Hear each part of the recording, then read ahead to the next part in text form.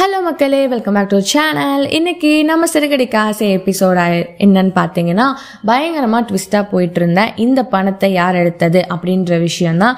அதுவும் கண்டுபிடிச்சிட்டாங்க. நம்ம சீதா போன அதே ஆட்டோ அவர் தான் இந்த பணத்தை எடுத்திருக்காரு. அந்த ஆட்டோக்காரருக்கு வீட்டில் கடன் பிரச்சனை அப்படின்றதுனால இந்த பணத்தை எடுத்தேன்னு அக்செப்ட் பண்ணிக்கிறாரு.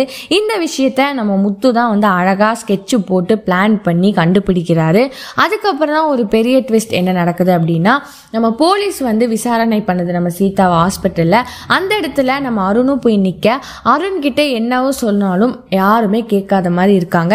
இவங்க ரெண்டு பேருமா சேர்ந்தா எடுத்திருப்பாங்க, யாரையுமே நம்ப முடியாது, நமக்கு எவ்வளோ கேஸ் வருதுன்றாங்க. இன்னொரு பக்கம் நம்ம மீனாவும் அவங்க வீட்டில் நம்ம முத்தோட வீட்லேயும் என் தங்கச்சி அப்படி பண்ண மாட்டான்னு பேசுகிறாங்க.